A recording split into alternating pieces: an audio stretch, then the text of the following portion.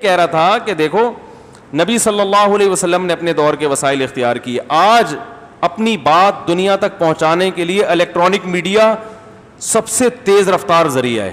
Electronic media کا مطلب یہ ہے کہ آپ گھوڑے پہ بیٹھ کے نہیں, آپ ریڈیائی لہروں میں اپنی آواز کو سوار کر کے پوری دنیا میں پہنچا دیتے ہیں.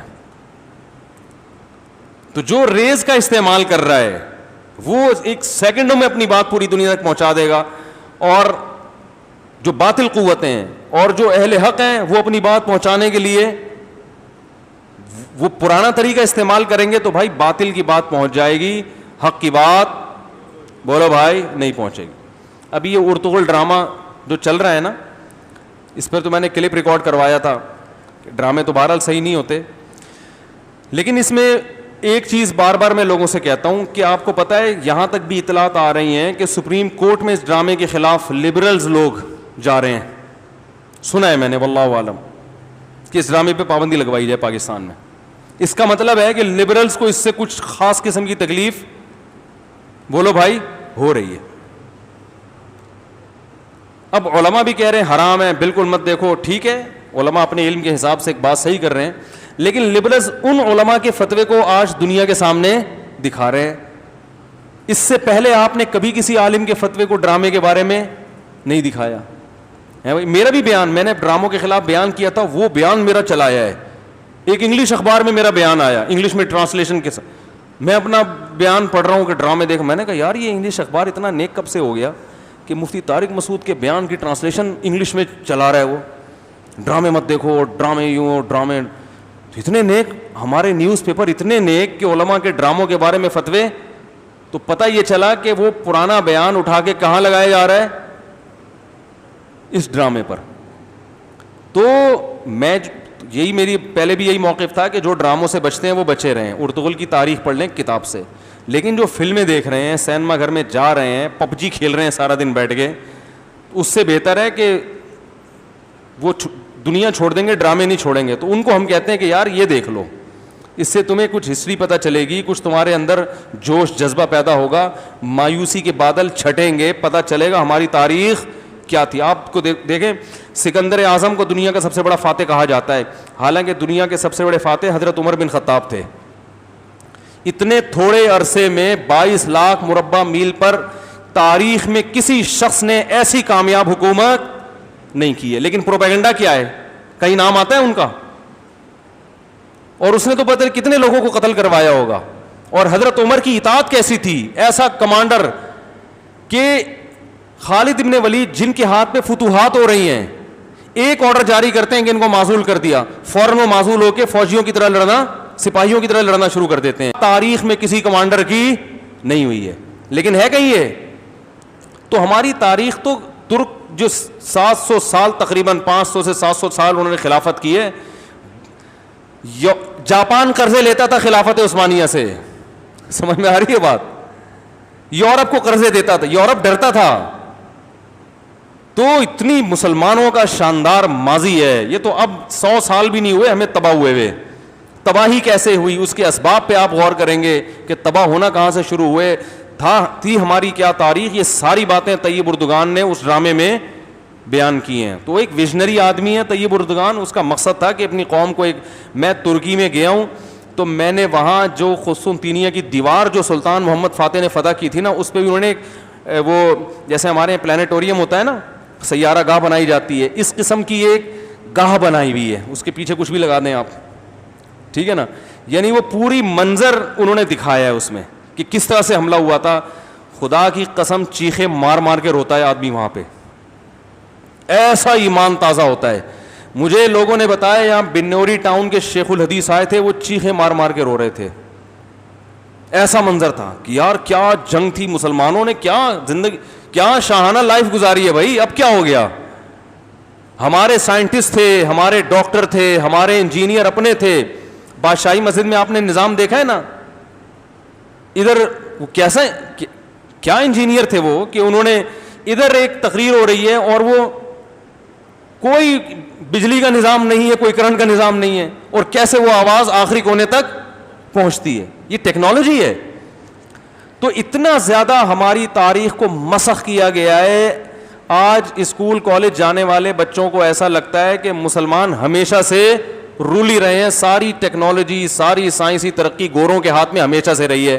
ایسا نہیں ہے بھائی, ہماری خلافت جب تک تھی اسرائیل نے فلسطین کی طرف آنکھ اٹھا کے, آپ کو پتہ ہے اسرائیل نے کہا تھا خلیفہ سے کہ فلسطین کی تھوڑی سی زمین چاہیے, اس نے کہا مٹی اٹھا کے لے جانے کی اجازت نہیں ہے. صحیح, زمین تو دور کی بات, مٹی شاپر میں ڈال کے لے جانے کی اجازت نہیں ہے.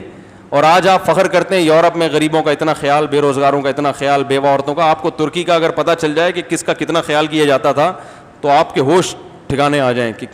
تو اس لیے میں اصل تو یہی ہے کہ کتاب پڑھیں, کتاب سے انسیت پیدا کریں. ترکی کی بنو امیہ کی تاریخ پڑھیں, بنو عباس کی تاریخ پڑھیں. بہت سے برے کام ہوئے, بہت سے اچھے کام بھی ہوئے ہیں. بنو امیہ کو ایسا بنا کے پیش کیا جا رہا ہے جیسے وہ سارے ہی کیچڑ میں لتھڑے ہوئے لوگ تھے. ایسا نہیں ہے بھائی, بنو امیہ میں کچھ ظلم بھی ہوئے ہیں اور ہر حکومت میں ہوئے ہیں, لیکن بہت سارے ان کی بھی خیریں ان کی برائیوں پہ غالب ہیں. اسلام جو اتنی زیادہ دنیا میں پھیلا بنو امیہ کے دور میں پھیلا ہے. تو جو بغاوتوں میں ظلم ہوئے ہیں نا بنو امیہ کے دور میں, جو زیادہ تر, ایک تو حضرت حسین تو یقیناً بہت بڑا ظلم ہے, اس کی تو کبھی بھی کوئی بھی اس کے, اور وہ سارے بنو امیہ تھوڑی ملوث تھے اس میں, تو جو بڑا ذمہ دار تھا وہ عراق کا گورنر تھا, اس کی وجہ سے سارے بنو امیہ کو لعنتیں کرنا یہ کہاں سے ٹھیک ہو گیا.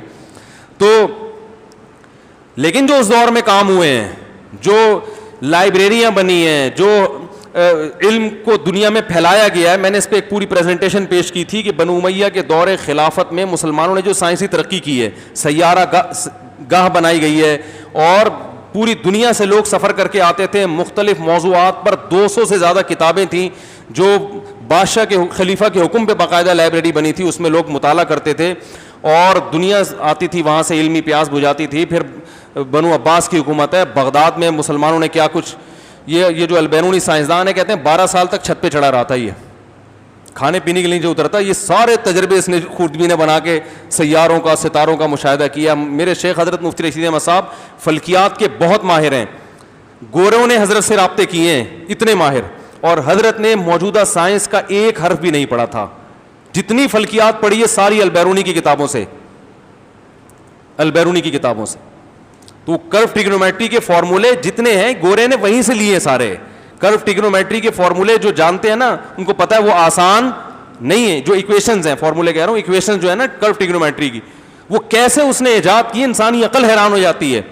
تو ہمارا ماضی بہت شاندار تھا. یہ خلافت عثمانیہ کا خاتمہ ہوا ہے, اس کے بعد سے ہمیں مسلسل پستے اور ایسے چور اچکے ہم پر مسلط کیے ہیں کہ ان سے جان ہی نہیں چھوٹ رہی ہے, اور ایسا نظام بنا کے دے دیا کہ جان چھوڑنا بھی نہیں چاہ رہے ہم.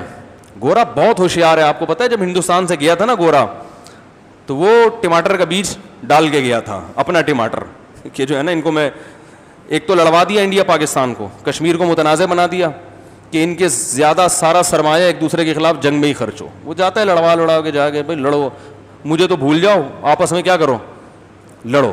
تو اب دونوں کا اصل دشمن کون تھا, انگریز تھا نا بھائی. ہندوؤں کا مسلمانوں کا اصل دشمن کون تھا, انگریز.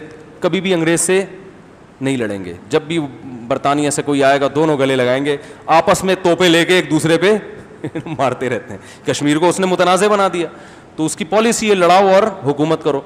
تو یہ کتابیں پڑھا کریں. 2 کتابیں آپ کو اور بتا رہا ہوں میں, علماء ہند کا شاندار ماضی اور اسیران مالٹا, یہ 2 کتابیں لازمی پڑھیں, یاد رہیں گی.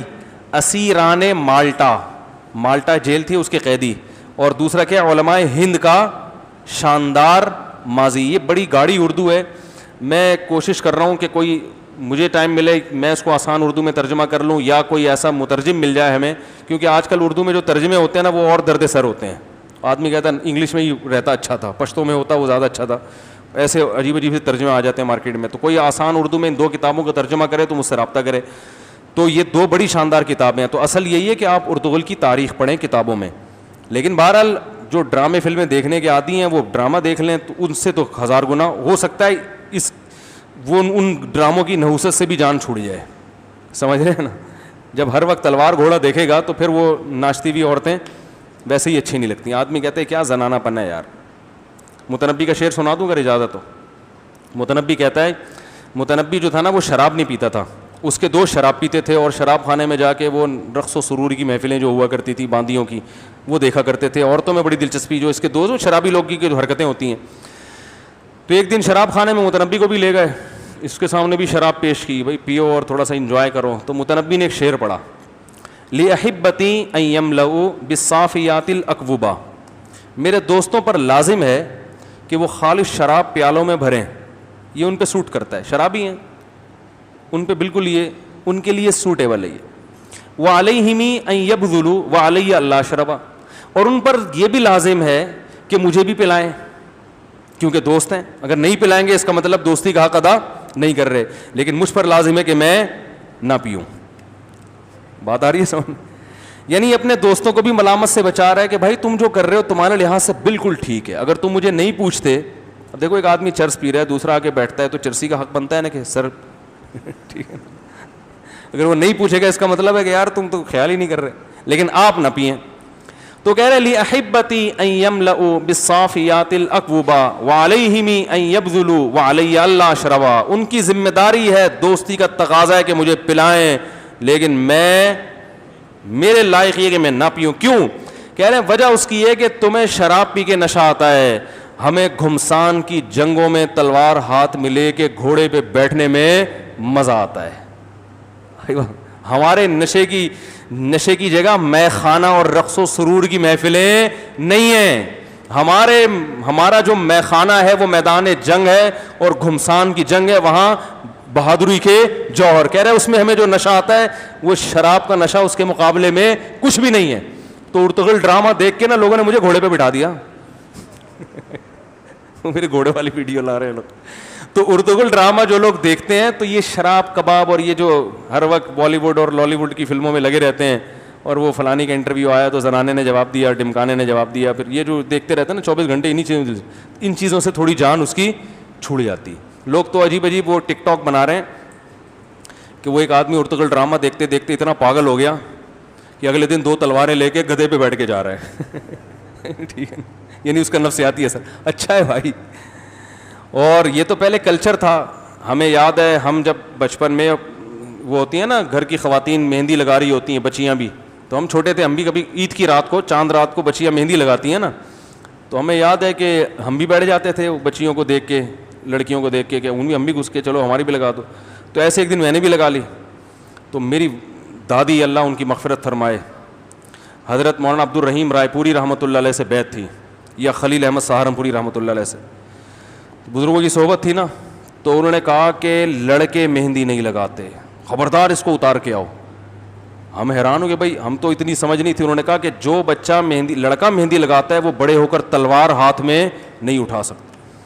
اس وقت ہم نے اس کو اتنا سیریس نہیں لیا, لیکن اب کہتا ہوں دیکھو یہ تاریخ تھی نا, ہسٹری تھی, اس کے کچھ کھنڈرات ہیں جو باقی رہ گئے تھے, اور اب وہ بھی بولو بھائی ختم.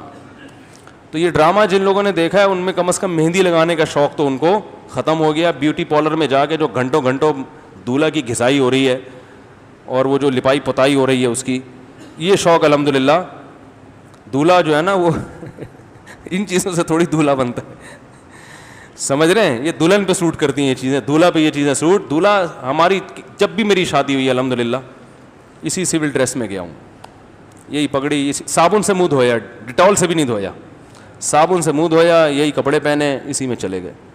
شیروانی پہن لیں اور اچھی بات ہے, اس کی برکت ہے کہ کئی دفعہ الحمدللہ شادی ہو چکی ہے, اللہ کا فضل ہے. کیونکہ شادی کرنے کے لیے آدمی میں تھوڑا سا, میرے میں تو نہیں ہے لیکن ویسے انسان میں کانفیڈنس چاہیے نا, کیا خیال ہے؟ تو بیوٹی پارلر میں اگر آپ لپائی پتائی کرو گے تو کانفیڈنس کے علاوہ سب کچھ پیدا ہو جائے گا آپ کے اندر. گھنٹوں گھنٹوں بیوٹی پارلر میں جب شیشے کے سامنے بیٹھو گے, خدا کی قسم مردانگی ختم ہو جائے گی. اور آپ دیکھو, میرے تو باہر بھی ملکوں کے سفر ہوتے ہیں, میں تھائی لینڈ گیا, وہاں میں نے ہیجڑے اتنے دیکھے, میں نے کہا یار یہ اتنے ہول سیل کے حساب سے ہیجڑے کہاں سے آ گئے؟ ہمارے یہاں تو 1000-2000 کے بعد کوئی ایک ملتا ہے, اس پہ بھی شک ہوتا ہے پتہ نہیں ہے بھی کہ نہیں ہے, یا ہر دوسرا آدمی ہیجڑا ہے. تو انہوں نے بتایا کہ یہ بنے ہوئے ہیں, مرد ہوتے ہیں لیکن نسوانیت عورت پناہ ان میں آتے آتے اپنے آپ کو ہیجڑا بنا لیتے ہیں, اور پھر وہی زنانیہ جیسی حرکتیں, ان کی شکل بھی ایسے ہی عجیب سی, مرد ہو کے عورت جیسی شکل. کیا ہو گیا بھائی, اللہ نے تمہیں مرد بنایا ہے, اتنی بڑی اللہ نے تمہیں نعمت دی ہے, تم عورت بن رہے ہو. تو یہ حال ہو جائے گا ہماری بھی نسلوں کا. تو آدمی بنایا بھائی, ارطغرل دیکھیں گے تو آدمی بننے کا شوق, بولو نا بھائی. نہیں دیکھیں, میں کہہ رہا ہوں جو پہلے سے دیکھ رہے ہیں ان کی, ایسا نہ ہر آدمی جا کے دیکھنا شروع کر دے. اس سے خطرہ یہ بھی ہے کہ یہاں ہوتے ہوتے پھر دوسرے ڈراموں کی بھی لت نہ پڑ جائے. اس لیے علماء کہتے ہیں بھائی جو چرس پی, ہیروئن پی رہا ہے اسے ہم کہیں گے تو چرس پی لے, لیکن جو نہیں پی رہا اس کو تھوڑی چرس کا کہا جائے گا. تو لیکن یہ ہے کہ جو دیکھ رہے ہیں, جو ان چیزوں سے اس طرف آئے, ان میں تھوڑا سا ایک شوق پیدا ہو رہا ہے, یار مردوں والی زندگی گزارو, یہ کیا ہر وقت لڑکیوں کے پیچھے پڑے رہتے ہو ہر وقت, اور کیا ہر وقت جو ہے نا عشق معشوقی, اور یہ جو لڑکوں کا آج کل کام ہے, ساری صلاحیتیں, اور وہی ہے نا پیسہ بھی اور ساری صلاحیتیں بھی. وہی ایک بندہ گیا ہوٹل اپنی گرل فرینڈ کو لے کے, کہتے اللہ کے نام پہ 2 دودھ پتی دے دو. تو اس نے کہا کم بخت جب پیسے نہیں ہیں تو دودھ پتی کے بھی پیسے نہیں ہیں تو گرل فرینڈ کیوں رکھی ہوئی ہے؟ کہہ رہے رکھنے کے بعد ختم ہوئے ہیں. ٹھیک, پہلے تھے. تو اپنی صلاحیتوں کو برباد کر رہے ہیں. ڈاکٹر ذاکر نائک صاحب سے سوال پوچھا کسی نے, بہت زیادہ لوگ پوچھ رہے ہیں ارطغرل ڈرامہ دیکھنا جائز. انہوں نے جو جواب دیا صحیح جواب دیا, لیکن مجھے اشکال ہی ہو رہا تھا کہ کسی اور ڈرامے کے بارے میں ڈاکٹر صاحب کے پاس اتنے سوالات نہیں آئے. یہ کیا بات ہے بھائی؟ باقی بھی ڈاکٹر ذاکر نائک سے یہ بھی سوال پوچھو کہ جو بالی ووڈ کی فلمیں دیکھ رہے ہیں حضرت, یہ جائز ہے یا نہیں ہے؟ پوچھا کس کے بارے میں جا رہا ہے؟ اس کا مطلب دال میں کچھ کالا کالا ہے, کچھ کالا کالا ہے دال میں. تو علامہ ابن تیمیہ رحمہ اللہ کا ملفوظ ہے کہ باطل کے تیروں کا رخ جس طرف ہونا, اگر تمہیں حق پہچاننے میں مشکل ہو رہی ہے کہ حق کیا ہے, تو دیکھ لو باطل کے تیروں کا رخ کس طرف ہے. تو سارے لبرل لوگ اس ڈرامے کے پیچھے ہاتھ دھو کے پڑ گئے ہیں. اور یہ بھی بتا دوں, بعض صحافیوں کا تجزیہ ہے, میں نے نہ یہ ڈرامہ دیکھا ہے اور نہ مجھے اس کے بارے میں پوری ڈیٹیل معلوم ہے, مجھے اپنے دوست احباب جو دیکھ رہے ہیں ان سے پتہ چلتی ہے. بعض صحافیوں نے اس ڈرامے کے بارے میں یہ تبصرہ کیا ہے کہ اس کا جو اردو میں ترجمہ ہوا ہے نا, اردو میں ڈبنگ ہے, وہ صحیح نہیں ہے. اس میں حسب ذائقہ ہماری قوم نے تبدیلی کی ہے, سمجھ رہے ہیں نا, بہت سارے ڈائلاگ جو بڑے ہٹو بچوں قسم کے تھے وہ نکال دیے ہیں. تو اس لیے اردو میں جو یہاں ترجمہ ہو کے میڈیا پہ چلایا جا رہا ہے نا, ارے اردو میں جو ڈبنگ ہے اس کی بات کر رہا ہوں, تو وہ سنا ہے. اور یہ مقبول جان کی طرف بھی نسبت کی ہے بعض لوگوں نے, کہ انہوں نے بھی اس پہ اعتراض کیا کہ اردو میں جو ڈبنگ ہوئی ہے وہ صحیح نہیں ہے, اس میں انہوں نے گڑبڑ کی ہے. تو اس لیے جو دیکھنے والے ہیں وہ بتاتے ہیں کہ یا تو انگلش میں دیکھیں, اور جن کو انگلش نہیں آتی تو ترکی میں نیچے اردو ترجمہ جو چل رہا ہے نا, وہ ترجمہ صحیح ہے, ٹرانسلیشن جو ہو رہی ہے نا اس سے. اور سب سے بہتر ہے بھائی کتاب پڑھو, کتابوں کا عادی بناؤ, کب تک ڈراموں میں پڑے رہو گے؟ کتاب کا ذوق جس کو لگ گیا, اور کتاب کی معلومات اوتھینٹک ہوتی ہیں, ڈراموں میں بہت سارے ڈرامے بھی ہوتے ہیں. ظاہر ہے وہ ایک اٹریکٹیو بنانے کے لیے, اس کو اس میں اٹریکشن پیدا کرنے کے لیے وہ سارے, وہ کون وہاں لے کے بیٹھا ہوا تھا کہ ابھی ارطغرل یوں ابا سے یوں بات کر رہا ہے, ماموں سے ملنے جا رہا ہے, ٹھیک ہے نا, ابھی گھوڑے پہ بیٹھ رہا ہے, تو اتنی تاریخ تھوڑی کوئی محفوظ کرتا ہے. تو کچھ چیزیں اپنی طرف سے بھی ہوتی ہیں ڈرامے میں ایک حسن پیدا کرنے کے لیے. تو صحیح جو تاریخ ہوتی ہے وہ کہاں سے ہوتی ہے؟ کتاب سے. لیکن پھر بھی ہم کہتے ہیں جو بالی ووڈ کی فلمیں دیکھ رہے ہیں اس سے تو بہتر ہے کہ یا دیکھ لیں, ادھر آ جائیں, ہیروئن چھوڑ کے کس پہ آ جائیں. اور اس چرس میں کچھ فائدے بھی ہیں, صرف چرس برائے چرس نہیں ہے یہ, بلکہ کچھ ایمان بھی تازہ ہونے کا چانس ہے. مجھے علماء سے بھی ڈر لگتا ہے, اس لیے میں بڑا احتیاط سے بات کر رہا ہوں, اور لگنا بھی چاہیے. ظاہر ہے کہ ایک ناجائز چیز کو کیسے ہم پروموٹ کریں, تو علماء بالکل صحیح ہماری کھنچائی کرتے ہیں. لیکن ہم یہ دیکھ رہے ہیں نا کہ عوام جا کدھر کو رہی ہے. اگر ہم عام لوگوں کو اس سے منع کر دیں گے تو منع تو اس سے ہو جائیں گے, اس سے زیادہ بری چیز سے منع نہیں ہوں گے. اس لیے ہم آپ کو کہتے ہیں جو لوگ زمینی حقائق کو جانتے ہیں وہ کہتے ہیں بھائی اس سے بہتر ہے یہ دیکھ لو, دیکھو گے اس سے فائدہ ہوگا, کچھ تاریخ کا پتہ چلے گا, کچھ آپ کا جو ہے نا اچھا ہو جائے گا انشاءاللہ. بس کافی ٹائم ہو گیا میرا خیال ہے. جو میں ویڈیو پہ بات چلی تھی, تو ویڈیو بھی جو ہے نا جدید, یعنی اس زمانے کے ساتھ آپ نے چلنا ہے تو اس زمانے کے اسباب اور وسائل کو اختیار